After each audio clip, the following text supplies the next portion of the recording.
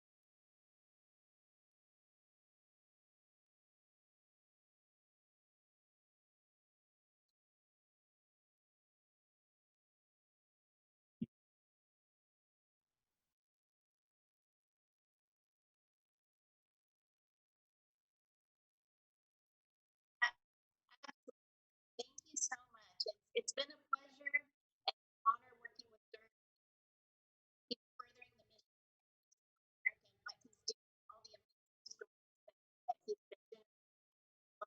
To get to be part of that has been a true honor. So thank you, Dirk. So Katie and I, Katie's from Helen Marks, so she's a fellow distributor, family, and so kind of talked back and forth our marketing or distribution and B2B.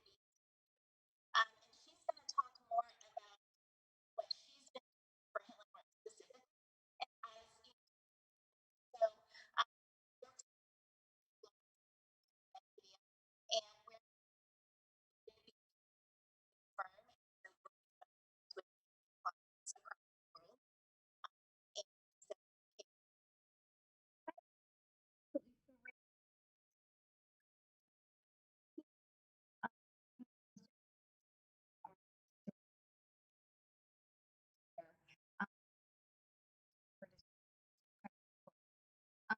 marketing supervisor at Helen Marks.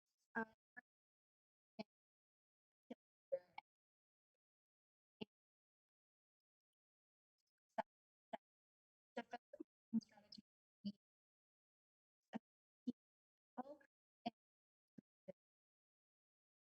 all right, awesome. So let's get to it. Okay, so this is something called the PESO model, PESO. And this is something that our CEO, Sean Schneider, came up with. And really, it's the buyer's journey. The buyer's journey, actually, Google came up with, we just layered it on top because it fit the journey PESO model so well. So PESO stands for owned media, and I'll go through what each of those are here in a minute.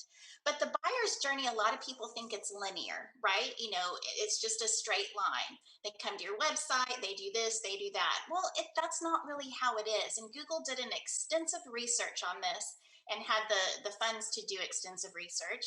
And so they found that all of this around here on the outer circle is exposure. So this is where you're wanting to get exposure. It could have been a paid ad. It could have been, you know, a piece of press that they saw, but somehow they got exposed to a need, okay? Or they just decided they had a need and went to investigate. So they had a trigger, right? Whether they saw something or they just decided I have a need. So then they start the investigative process, right? And so this is where they start down this journey. So they start Googling basically, earned media, some press, some publications, trade publications. Maybe you were fortunate enough to get on Forbes or Inc. or something like that. Okay, that's building some credibility. So, and then they get in this infinity loop right here, where then now they're seeing, they're exploring. So maybe, you know, they visited a few websites, they're looking around, they saw some ads because they were retargeted, which we'll get to in a minute. They're evaluating, they're looking at your LinkedIn. So they're just kind of in this loop here until finally they start checking you out. They go to your website, they check out reviews and case studies, they check out your LinkedIn, they maybe read some white papers or infographics, and they're like, yeah, this is the right company. I've seen enough, I feel confident. So by the time they actually contact you, many times they've already made the decision to purchase because they've already done all of the hard homework beforehand.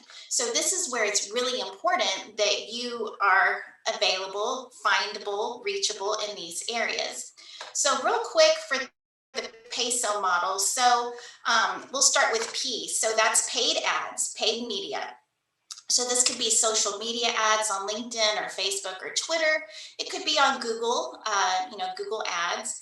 And then one fun thing that works really well, especially on the social media side, is retargeting. So basically that means anytime someone comes to your website, they get a cookie and their browser is cookied. If you've ever noticed, if you've gone to look, I was looking at apartments for my daughter the other day, and all of a sudden I got all these ads for apartments. That's retargeting. So that's paid media. Then you go to earned media. So that's public relations, public speaking, working with influencers, being in those trade publications that you earned the right to be there. It's not a sponsored article. You didn't pay to be there. A publicist actually pitched you to that, to Inc. or Entrepreneur or whatever magazine and publication, and they deemed it so good that you earned the right to be there. That's earned media. Very, very powerful, especially if you get the media and then you amplify it, which a lot of people, that's where they miss out. Shared is anything shareable. So basically this is your social media and stuff you put on LinkedIn, Facebook, Twitter, Instagram, anything that people can share, that's shared media. And then owned is anything that you actually own the property of, intellectual property. That's your website, your blog posts, infographics, videos, white papers, case studies, all of that. So all of those together make the peso model, okay? So we're gonna jump in and dive in a little bit more. So let's talk about owned media. Owned media, like we talked about, are things that you own. The very most important part of owned media is gonna be your website, because all of that exploration, right? And all of that they were doing in the infinity symbol, they're going to end up on your website. So you absolutely want to make sure that you convert once they get there. And a conversion can mean a myriad of things. It could be downloading a white paper. It could be filling out a contact us form. It could be, calling, or it could be if you're e-commerce ordering a product. All of those are different types of conversions. So we're actually in the process of redoing our website. So I thought, what better way to kind of show you using our website as an example. And so all the different elements that are really important to have. So obviously here we have, this is something we're very proud of. So we put our peso model up here, and just to give it a little movement, we're actually going to animate it. So you'll start seeing, that journey in animation form. And so very clearly it says exactly what we do. We played around with some stuff like building momentum, making industry titans, but people are still like, well, but what does that really mean? So we went back to the basics and just said what it is. PR and marketing for B2B brands, period. There is no question when people land on our site what we do. No creative, vague, copy. It's very concise. So make it highly engaging, make it easy to read, have the information that they want to see. So clear and concise, obviously. Here we have some proof, client proof. So when you can show that you work with large brands or known brands in your industry, that's going to say something about you, right? Well, obviously, if NASA works with us, then we must be doing something right. If NASA can trust them, we can too, right? Hopefully that's the play there. And then you give your value proposition.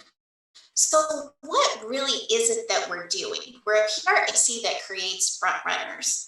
And so if brands are looking for more gravitas, more opportunities to be invited to the table for proposals or bids or for opportunities, that's where we come into play, okay? So imagine you're scrolling down. So then what comes next? So let's talk about, okay, now that we've given our value proposition, let's talk about our offerings and our capabilities. So yes, we do a ton of different things, but we really broke them down into 3 buckets: public relations, content marketing, and social, okay? So we very clearly stated our core capabilities, and if you have products, you can put some of your core products here.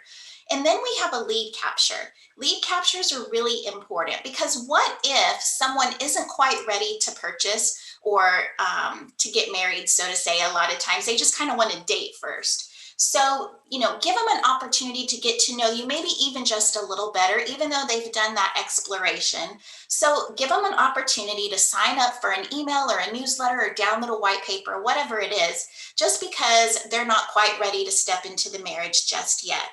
Another thing too is a video testimonial. When you can have someone else that is touting you and how great you are and the results that you got for them, instead of you touting your own, tooting your own horn really, then that's really, really powerful. When you have someone else saying, hey, I worked with these folks, they were amazing, I got great results, or their products were wonderful, their customer service is second to none. You want that.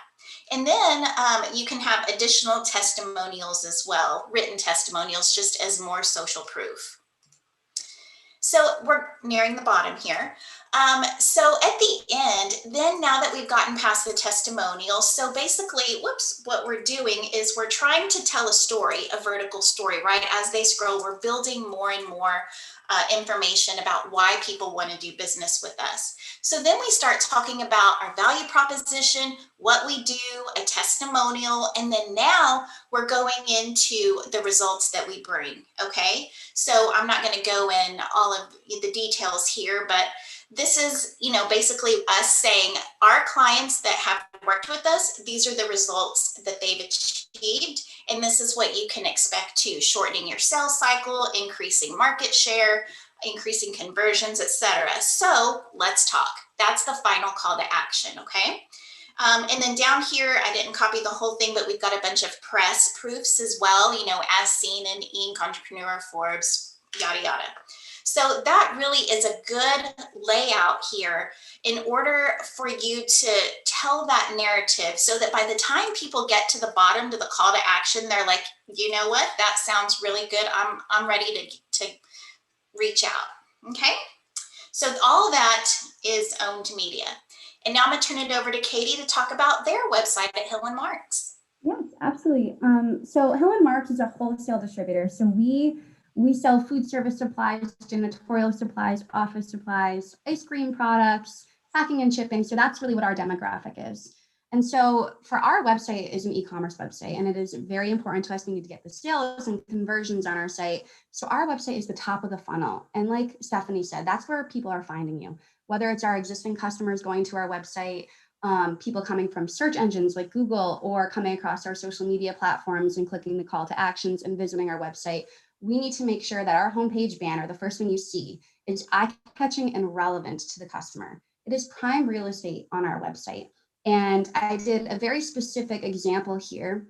During the pandemic, we sell cleaning supplies, janitorial supplies, disinfectants. So COVID-19 was very integral to our business. We were able to help essential employees, and we wanted to make sure that people, the first thing that they saw when they were looking for these products was to provide them with a resource, a hub at Hill & Marks, becoming, more than just selling them product, but thought leaders, how to handle this. This is a resource to keep your facility healthy. So we had that eye-catching banner, and then our banners lead to robust landing pages. Our landing pages are filled with information. An example would be this COVID hub. I did some screenshots from the landing page. We had helpful materials where you could download a guide, and that's where we could get some lead generation by getting some information from consumers who were interested in downloading our restroom guide or our guide on how to safely reopen. We also had our webinars and our videos with experts that we did throughout the pandemic available to watch or download. Our documentation that were very helpful to our customers, and then of course our company services and updates. So not only did we just give that general information to be thought leaders, but it would be remiss to not promote the products that we have to help them keep their facilities safe during this time as best as they can. So, we had our essential products linked on our site to our PPE, our masks, our cleaning and disinfecting products and chemicals that had COVID-19 kill claims. We wanted to make sure that was front and center for these customers who were viewing this page. Our social distancing signs for our food service restaurants and retail customers, our thermometer signs, our takeout packaging, all of these essential products during this time, we wanted to make sure we're on this landing page. So we also had product videos as well for people to watch how-tos, specific product information for specific products. So that's a little bit more specified example of what we do for our website and how we utilize those homepage banner ads and where we have them lead to. Awesome. Thank you. We had many impressions on the site. This specific landing page was very important to our customers, and we were very happy to be a resource for them during this time. Another example for a landing page that we do is we're having events. So we want to make sure that banner ads on our homepage, people can click to that event. They can see all the information and demonstrations of products, examples of previous events, prizes, and get them enticed to sign up and get their information to RSVP for this event. That's another example that we do on our website. And then on the e-commerce side, we have links to our product pages. So if we're pushing a product, we have that on our homepage banner ad. When they click that landing page, it's going to go to all of the product information. It's going to have the specs, the features and benefits. It's going to have SPF safety sheets for them to download. We deal with a lot of dangerous chemicals, and it's important that our customers are able to download those safety sheets because we want to make sure that they're using the products correctly. And then we also have Amazon-like functionalities on our website where you can view similar items, recently bought, all those different types of functionalities to keep people on our website and viewing, browsing through our landing pages and through all of the content we have on there, because our research shows and our data shows that the longer people are on our site, the more items they're adding to their cart. So we want to make sure that we're attracting them with our content, with our homepage banner ads, engaging them to learn more, going through the landing pages, and then delighting them with the content that they see that they eventually convert. And like Stephanie said, B2B customers are doing their research online before they are reaching out to the salesperson. So this is the exploration stage. So when they're in that stage and they go to your own media, you better make sure you have everything they need to download, to see, to view, so that they feel confident in going with you and moving forward with your business on that next step. So that's how we utilize our e-commerce website. It's a very, very important part of our business. And on our homepage, we have the standard, links to our social pages, subscribe to our emails, the brands that we work with, network distribution, ISSA, and then links to our blog, videos, and all of that on the top panel there. So everything that's important is on there. And that's how we utilize our website. And this was a very specific example, but I did want to show you how we utilize that. I love that. And actually, Katie, having everything in one place and having that really good user experience does factor into your organic ranking. So that was very well done, perfectly done. And that's what we're talking about next, is search engine optimization. And so basically what that means is when people Google a certain generic, now I'm not talking about your brand name, I'm talking about a generic name or product or service. Like this one is a client we had a long time ago, and they were a corporate walking program. And so they worked with businesses on trying to get them to sign up to do corporate wellness, right? So your ads are over here, right? Everyone knows about Google ads. You pay to be there and pay a lot generally. And so corporate walking program, that's not anyone's name. It's just what I'm looking for, right? If I was searching. And so the goal is to be on the first page, because generally people are looking at the first page. And maybe they'll go to the second page, but if you're beyond the first couple pages, you need to work on your search engine optimization, because Google has all of these things that rank in order for you to basically, again, earn the right to be here. So our client was walking spree. And so you can see that they're down here on the first page. It takes a lot of work for your organic rankings to pop up and bubble up based on all of Google's requirements, but it's so valuable. It is getting harder and harder to rank organically, just because if you think about it, so many companies have been doing it for so long, they're way ahead of the game. So there are a lot of different tactics. Generally, you need a professional. It is difficult, and the algorithm changes all the time. Link building is important. Your social interactions, your LinkedIn, what happens on your social media sites that's connected to your website is important. Content, and original content. You can't be copying content from other sites and putting it on your site. You'll actually get penalized for duplicate content. You have to make sure that you have a very good presence and user interface on the mobile, because now Google is looking at the experience on mobile devices first, as opposed to the experience on desktops. And they're giving preferential rankings to sites that are user-friendly on mobile devices. Another thing to think about is in your SEO and your organic program is thinking about, now you need to think about being searched verbally. Think about Alexa, where's the best pizza place? Or Alexa, you're always asking Alexa or Google Assistant. So that's something to consider as well. So there are some do's and don'ts that I want to talk about real quick, and don't let this overwhelm you. This is why I say you need a professional, because it can get pretty hairy. But this is called the periodic table of SEO. And if anyone wants a copy of this, there's actually a whole PDF document that explains all of this. But I'm just going to show you This is everything that Google looks at and then some. And so it looks at content, it looks at your site architecture and how it's built, your HTML codes and your alt tags. It looks at reputation and links and how people use it, the toxins, the things you're not supposed to do. And then there's some localization as well if you have like a local presence. So I'm just going to give like one example in each just so that you kind of understand what it is. So, and this right here tells you how important it is. 5 is the most important. And as it gets less important in your rankings, it'll go down to 1. But like this one here in this first column is all about the content.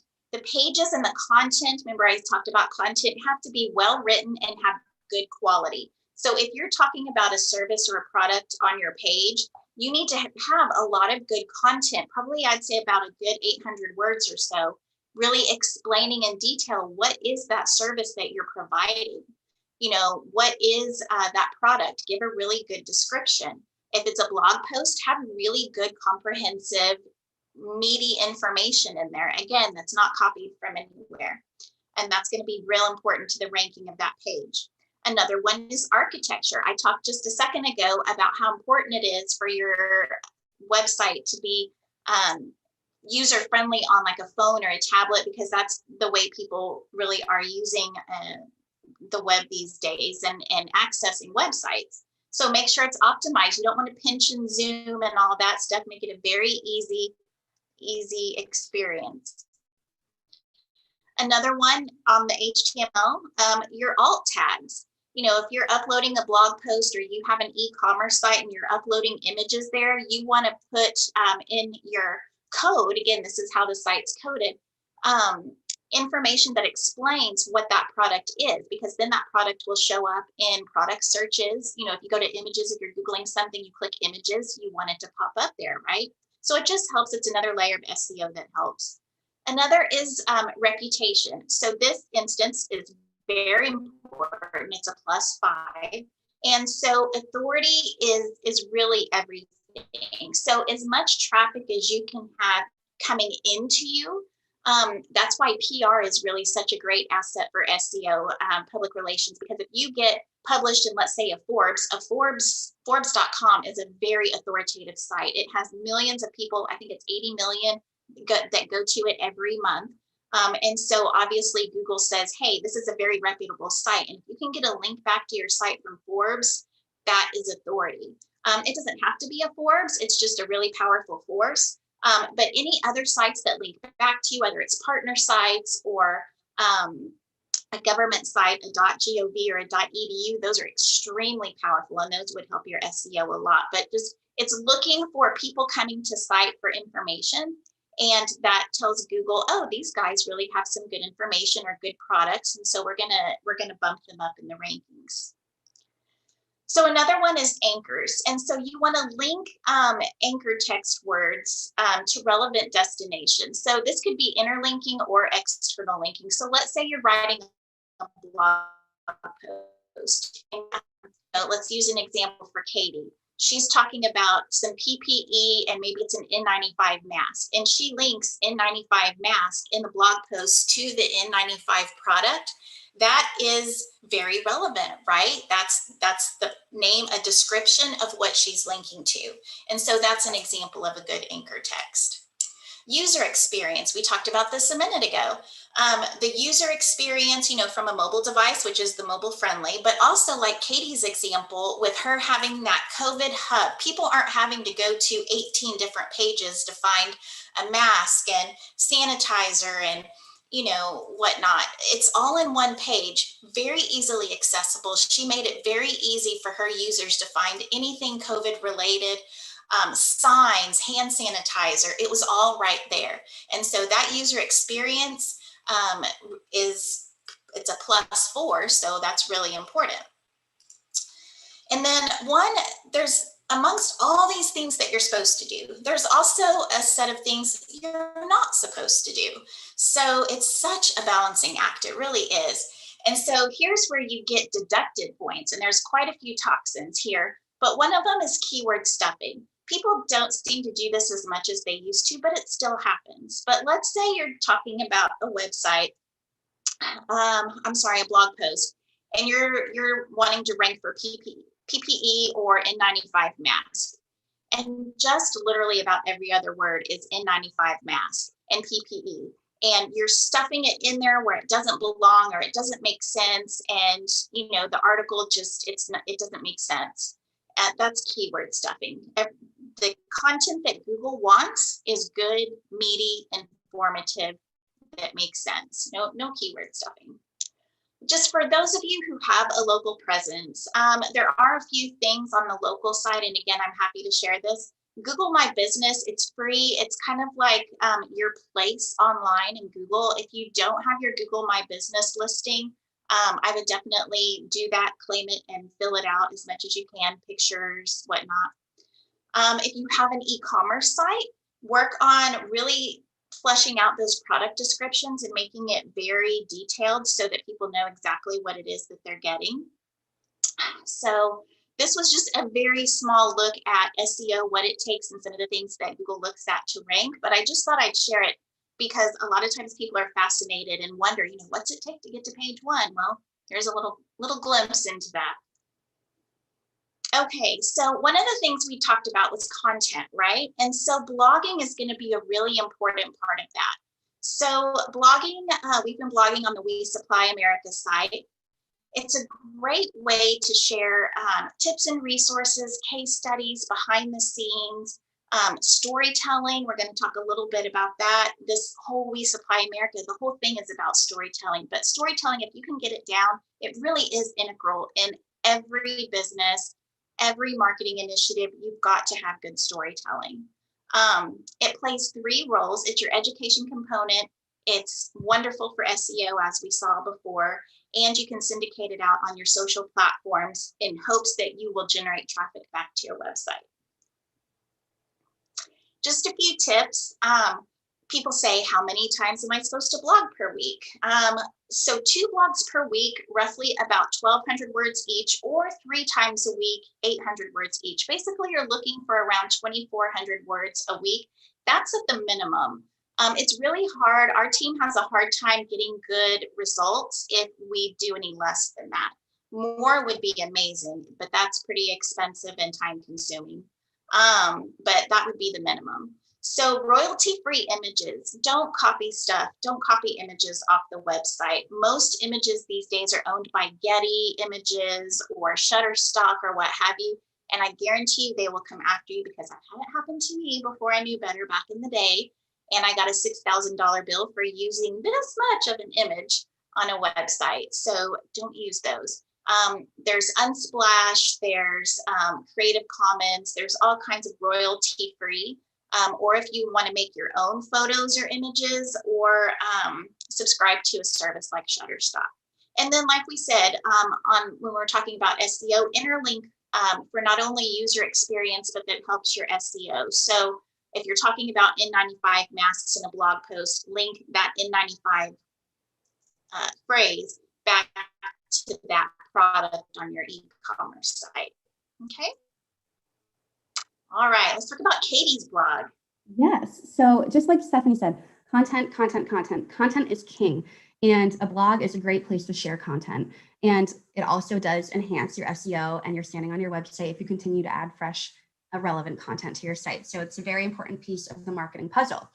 How we approach our blog is that we want to be thought leaders. And that's kind of how we approach our marketing in general, which we'll get a little bit more deeper into the storytelling, not selling.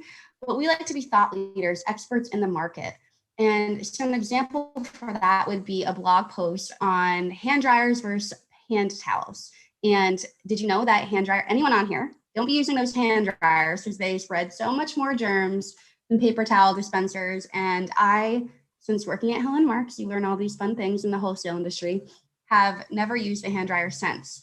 They spread twice as much of germs. So those are the types of articles that we're sharing, this blog content on our site. We're not necessarily selling. Am I linking to the hand paper towel dispensers that we have on our site? Absolutely. I am interlinking them like Stephanie recommended. But the meat of the article is going to be, the knowledgeable part, the information, the stuff that's relevant to them. And then, of course, there's a call to action within the site. So that's how we approach our blog. We want to be thought leaders, Another piece of our blog, and like Stephanie said, creating a consistent amount of content can be tough, especially if you're a small team. We're a 3-person marketing team at Helen Marks, and so creating videos and content, all that stuff can be difficult to manage. So another way to make sure you're having consistent blog content is incorporating corporate news or company news or culture news. So sharing, spotlights on your employees. We did a day in the life series of a driver. One of our drivers happened to be a freelance writer in his spare time, and we freelanced him. We said, hey, would you like to participate in this blog post and show what it's like to be a day in the life of a driver? So that's some of the blogging that we've done as well. We share our company news. We do a year in review at the end of the year. How many miles did we drive? How many ice cream cones did we deliver this year? Types of fun content. It doesn't always have to be expert. It's also sharing your story as well. We do also want to approach industry news. For example, phone ban is upcoming in New York in 2022. And so that's very important to our food service customers. And we recently did a blog on how to prepare for the upcoming phone ban, the exemptions, does it apply to you? What are some of the alternatives, which of course we then linked to, the products we have on our website. So that's another way to incorporate your blog information. How-tos, must-haves. A big part of that we like to do is sales cycle and seasonality. So we're not going to share a blog post that's not relevant during that time of year. So cold and flu, we're not going to share it. Granted, this year it's pretty consistent year round, this type of sickness and illness, but we tend to do that more so towards the fall. The winter season is when we really hammer home the cold and flu, and we'll do protect children from the flu blog posts where showing them how to blow their nose or cough in their elbows, that type of blog posts as well. So it's not just selling. Seasonality, we will do a blog post on how to prepare for the Super Bowl Sunday. A lot of our customers have food service disposable products, and takeout's the biggest day of the year on Super Bowl Sunday. So are you prepared for this boom in business? Are you going to have more employees on staff that day? Are you going to be able to have enough drivers to deliver all those pizzas and wings and all that good stuff? So that's 5 ways to prepare for Super Bowl Sunday. Those are some of the content that we want to create on our blog. Imagery, style, and call to action. So make sure you're using interesting visuals and have a personality to your blog posts. Determine what your tone is. We like to keep it a little cheeky, a little fun. Wholesale can be the most not interesting thing in the world. So we try to, freshen it up and spice it up with a little bit of style and personality in our blog posts. And then always, like Stephanie said, have a call to action, something interlinking into the site or somewhere else. We also use blogs to repurpose content. So transcribing a podcast, 5 key points from a podcast, or video interviews that we've done. We can have the video front and center and then have the transcription on the bottom. And that's another way to utilize the blog as well. And then for an example that we did here was we used it to tease and launch our mobile app. We recently launched a mobile app, again, an important part of our website. And our marketing is making sure we have mobile friendly devices so that our customers can order as easy as possible. And we teased it with 5 reasons to use the mobile app and much more to that campaign, but this is just an example that we use for our blog post as well. So that's the many, many ways that we use our blog post. And like Stephanie said, content is king. So keep blogging. Yes, keep blogging.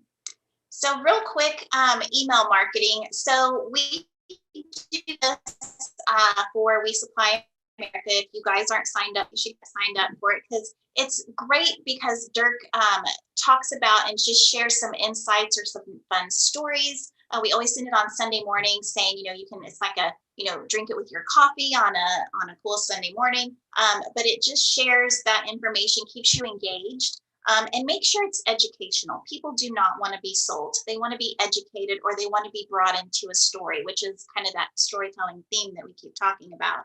It's great for boosting brand awareness, lead generation, moving leads through the funnel. So not only can you do newsletters, but like if you have someone in the different phases here, like in the different buckets in the buyer's journey, you might have a hand raiser. So maybe they just want to date first. Remember, we talked about that earlier. And so they downloaded a white paper. So that makes them a hand raiser. You want to really cultivate them and try to get them to become, a customer, right? To the sales, through the sales process. Once they're a customer, you want to keep them engaged and happy and keep checking on them and share information with them that will help them, not sell them. And then hopefully to help them become an advocate where they're sharing with other people. Oh, you should buy from Helen Marks. They're so great. So It's really nurturing depending on where they are in the sales cycle. So, wow, we're really running short on time here. So I'm going to go quickly through shared media.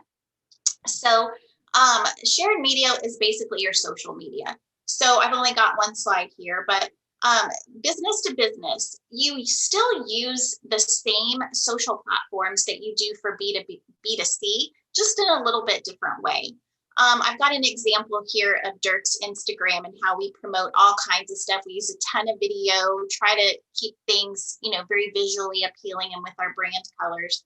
But Facebook isn't really going to be the business driver or the lead collector per se for B2B. That's more where you showcase your culture. You showcase, highlight your employees, maybe some fun community things you're doing. Yes, you can share a blog or two here and there, but really it's going to be more to showcase your culture. Twitter, definitely use hashtags. LinkedIn, Facebook as well, use hashtags. You have to find if your audience is on Twitter. For some, their audience is all over Twitter. For some, not at all. So don't waste your time. LinkedIn for B2B generally is really powerful. I will tell you, for Dirk and We Supply America, LinkedIn is the cat's meow. But use both. Use your company page. So we use the Unleash page, and that gets a lot less traffic and engagement, because at the end of the day, people still do business with people. And so they like to connect on a personal level. So his LinkedIn profile, even though it's much harder to get metrics out of, it has so much more engagement because you're talking and engaging with a person. So use those LinkedIn profiles, talk in groups, answer questions, connect with each other, comment on other people. You can get it down to a science and be active on LinkedIn every day, every other day, and still make a big difference without spending too much time. YouTube, Quora, SlideShare, if you have slides or presentations, put them on SlideShare. They're now owned by LinkedIn. Instagram obviously is great. And like I said, I mentioned before, Google My Business. So Katie's going to talk about her social media now. Yep, absolutely. So big passion for social media. The first thing you're going to want to do is you're going to want to create and maximize your social profiles for success. So you need to make sure you have updated bios, about us, location, hours, the standard information that people need to see when they visit your profile, so they know what they're looking at, who they're looking at, and make sure you get that started. You have a great cover photo, you have a great logo image. That's the first step. Second step, find out which platforms you should be on. So know your audience. We are on LinkedIn, Facebook, Twitter, Instagram, and YouTube. TikTok thrown around a few times because that's rising, but that would again be a more of a recruitment approach for us. It would be more of a company culture type of strategy versus product and selling. So again, you need to know your audience on each of these platforms and how you're going to target them. For our social media, we tell our story, our unique thing, what separates us. We're family owned. We have a mission that's more important than moving product off a shelf. It's about a commitment to safety and well-being. We also want to show you the people that make this family. And so I shared here some of our content that we've shared. We have a fun graphic, a fun visual for ice cream sprinkles. We had red, white, and blue ice cream sprinkles. So around the time of July 4th, we shared this to our customers, our ice cream customers, so that they can jazz up and feel patriotic for their customers, everyone getting a nice cone on that sunny day. We have Throwback Thursdays. We come back stronger than a 90s trend, a picture from the 90s. So that kind of showcased our company culture. Our Meet Our Fam series, where we highlight specific employees. We were actually nominated as a top workplace for 2021. So we really want to share that information. We do polls on LinkedIn. We shared videos of robotic floor scrubbers. I did share here a lead generation from LinkedIn, where we shared something on our floor care maintenance, and someone reached out and said they needed some floor care machines. So for our specific industry, we get a lot of conversions from LinkedIn. Facebook, like Stephanie said, is more company culture, recruitment, community. You want to tell your story. Video is our most important. It performs the best for us. We do a lot of corny informational videos. I would tell you to watch them, but I'm in them and they can be embarrassing, but you should go to our YouTube and watch them. They're very funny. We try to make Wholesale interesting. And let's just say I was a ninja in one of them, and it's got some views. So the thing about our video and why we create original video content is because there's many distributors in upstate New York, and we're selling similar products and we're partnering with similar vendors. Those vendors are sending the same videos to every distributor in our region, to each of us. And we're all going to promote the same video. So we want to be differentiators. We're going to take that piece of content, that product that they're giving us, and we're going to create our own video. We're going to do our own spin on it. And people are going to get attached to that brand, that story, the funny way that we show videos, and they're going to be engaged with that content. So video is extremely important to us. Head over to our YouTube. You can watch some of them. And original video content is key for us because we don't want to be sharing the same thing everyone else is. Community initiatives, we share a lot of that on our social media pages, definitely Facebook and Instagram, Twitter as well, on LinkedIn too. We care a lot about our community. And so we want to make sure that everyone knows that we're invested in our community and we're giving back as well. I did want to give you some tips for user-generated content, interacting with your consumers. Share photos using your product. That's really helpful. This is free marketing. You can reshare what they've already done. So ice cream customers, excuse me, can share products with our sprinkles. We do giveaways. We did a Takeout Tuesday campaign where we promoted local businesses during the pandemic. Sorry guys, I'm fighting a cold. Reviews, spotlights. Sorry, Stephanie. Oh, you're fine. I'll keep going. And you can monitor the competition. That's a great way to see what your competition's doing, and maybe there's some white space there that you can get on and fill that white space. And consistency is key. You know, if you're going to do it every day, do it every day. If you can only commit to 2 days a week, try to do it on the same 2 days of the week. But consistency is really Sorry key for that. And that. thank you, Stephanie, for filling in. Giveaways, Yeah, no problem. spotlights and contests, engage your customers, hear from them, and consistently, not perfectly. Exactly. All right, and I'm not going to go over everything here, but my point being, if you kind of want to glance at these numbers here, it's incredible how much more powerful visuals are as opposed to just text. I never post anything without a visual to go with it, even if it's a quote. And if we got this quote here, make it into a visual, brand it. I've got We Supply America literally slapped on every piece of content that goes out. It's so important for branding, and then you can get that brand recognition. Now when stuff comes out, you can probably already tell, oh, that's We Supply America because of the branding that's happened there, right? Another thing is the power of video. I know Katie was talking a lot about video. It truly is incredible. With Dirk, and bless his heart, he has been so kind as to, he's constantly uploading videos of different little things happening throughout his travel adventures, or repairing toilets, or, you know, sharing the good and the bad. But again, that's part of the story, right? And so people really love and respond to video. It really just touches that emotional core. 2 minutes or less is generally the favorite. Uploading organically, meaning not through a Vimeo link or a YouTube link, is generally better because it plays automatically on the social channels. But I mean, the power of video is truly incredible. 19 billion video views daily. And poor Dirk, like I said, I'm constantly slacking or texting him, hey, can you do a video? Can you do a video real quick? But let me tell you, they really work. They work very well. So let's talk real fast about paid media. So paid media is a wonderful way if you are having a hard time really getting into your target audience. So it can extend the reach to new audiences. So for instance, for Zen, we like to get in front of CMOs, because CMOs are the ones that are making the marketing decisions generally for B2B companies, right? Or marketing managers, things of that nature. And so someone may not know to search for us because they've never heard of us before. And if they search B2B PR, we are on page 1 though. But you know, they could be searching for certain keywords or a competitor or something like that. And then now our videos and our ads are going to start popping up. So another thing that's really cool too is if you have a database of customers or prospects, and customers would be better because they've actually purchased from you, you can load those into LinkedIn and to Facebook, and they will do their thing. They'll crank and, you know, create what's called a lookalike audience. So Facebook and LinkedIn will evaluate the list that you uploaded, and then it will try to say, they have these types of characteristics or these titles or whatever. We're going to look and see for other people that meet that criteria or look like these people, and we're going to show ads to them too, because if these people were customers, maybe these people will be too.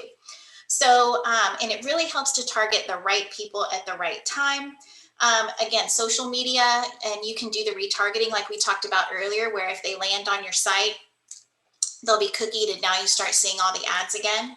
And one thing that we have found as well is videos on ads work extremely well, way better than static images. And we do something that's called a waterfall method. And what that is if they consume at this point, you're optimizing for consumption because these are videos, right? So if they watch, let's say 50% of the first video, the top of funnel video, then we show them another video that gives them a little bit deeper information. And if they watch, let's say 25% of that video, then we'll send them a third video, the bottom of funnel, that'll be more like a case study of the success, right? So by the time they get to the bottom and they've seen those 3 videos, it's like, hello, yes, certainly you should order that product or that service. So now is earned media, and this is the last section. This is about public relations, right? I talked about at first being in Forbes or Inc. or featured in a trade publication.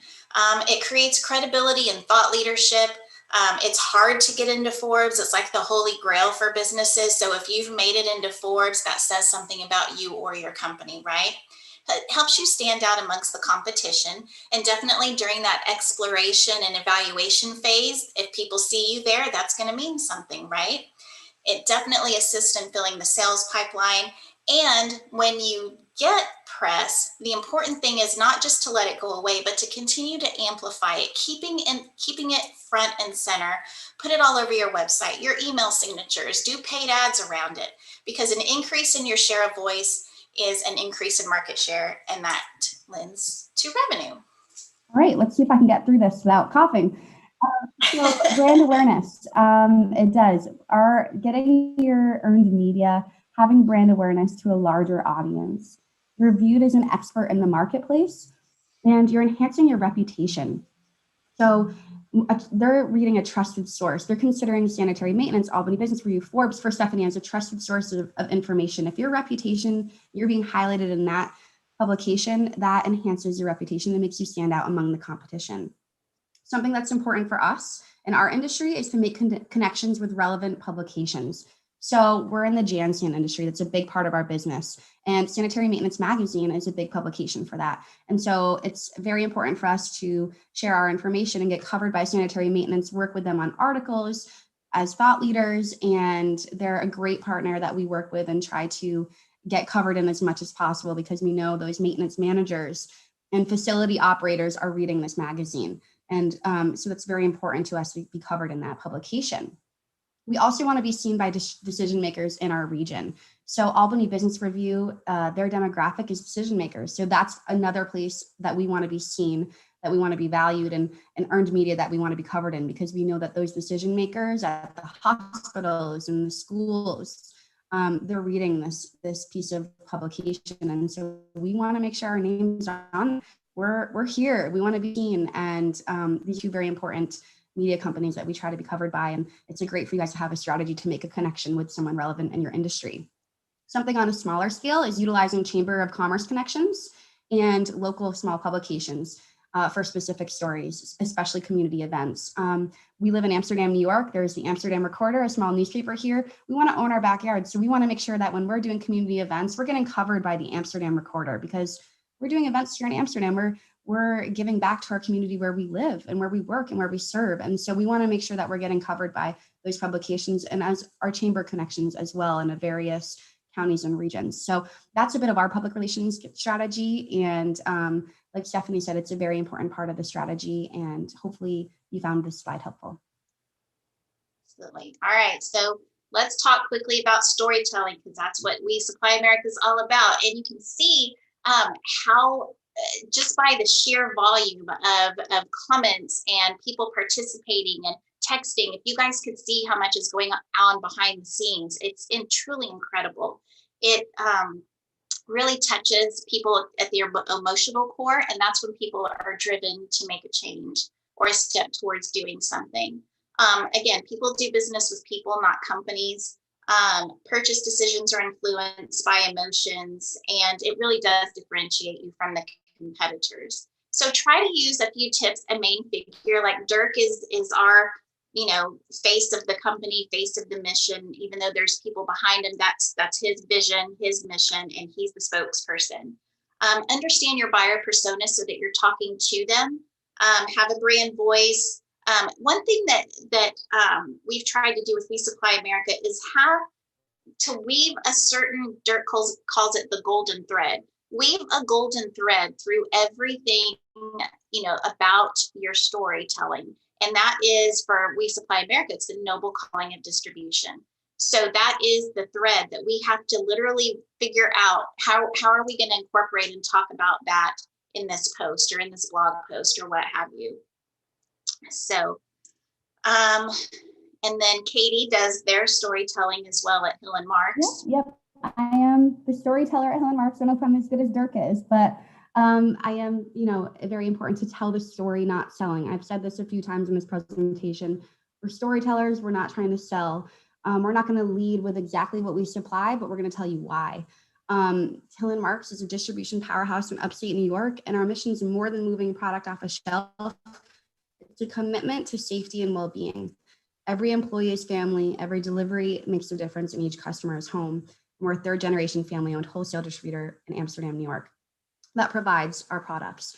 We want to tell our story more so because the heartbeat of our company is our people, and we're a family-owned business. And so that is every facet of the business. That is from ownership to employees, to customers, to manufacturer partners. We all treat them like family, and that's a big part of our story. And that's a big part of what we interweave, like Stephanie said, in all of our content.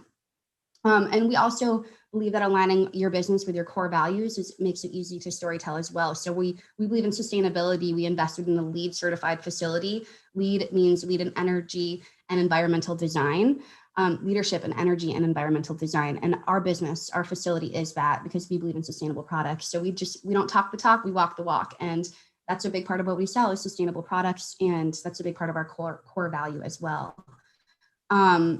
A big part of our storytelling is connecting and consulting. Again, not just selling. We're not just showing you, here's the chemical that you need, please purchase it. We're going to say, here's how to use this chemical, and here's a training on this, because you want to make sure that when you use this chemical, no one gets hurt, because it's dangerous, and you should know exactly how to use it to get the best results, to make sure that your facility is thriving. And so connecting and consulting is a big part of our storytelling as well.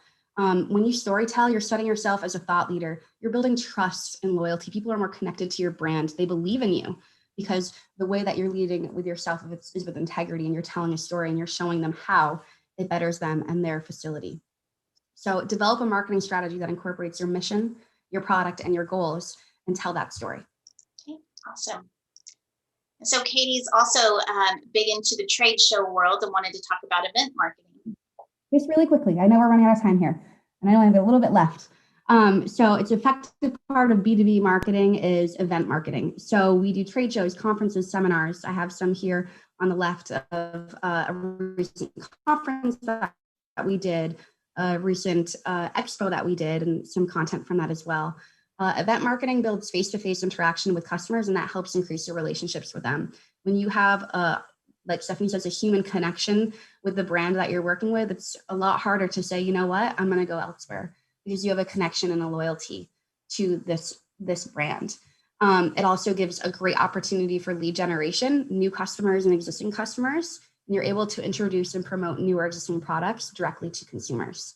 And it boosts loyalty and retention. I mean, events, we want to make sure they're having a good time. That's number one. They're not coming here to be bored. So you're going to, again, boost that loyalty, that relationship retention, because you're showing them a good time, because you care about them having a good time. And a bonus, event marketing supplements digital content. So if you are struggling in your editorial calendar and you're not sure what to post, this is a great way to make sure you're filling up that space and you're consistently posting that digital content, because you can do teasers, live videos from the event. You can do customer testimonials from the event, videos of the entire day leading up to it and afterwards. And then repurposing that in blog posts, repurposing the content elsewhere, and sharing the press that you got from the event as well. So event marketing is big for us, and we consider webinars our digital event. And that's a big part of our strategy as well, specifically during COVID when we couldn't be in person anymore. We really amped up the webinars, and we had a great time with them, and we featured experts on the pandemic and all the information everyone needed to know. So event marketing, whether digitally a little bit, also in person, is extremely important to our marketing strategy, and it just builds that loyalty and retention for your customers. Absolutely. So I think second to the last slide here. So a lot of people have been wondering, what is it that we're doing exactly for Dirk? Well, again, it's just amazing. This has been all organic, no paid ads, no PR, and with all of this, posting 2 to 6 times per day across all of the channels, both the personal and the company channels, blogging 3 times a week, his weekly newsletter, the webinars that we're doing, the bonus webinars and emails to promote various inflection points, like when an episode is coming out.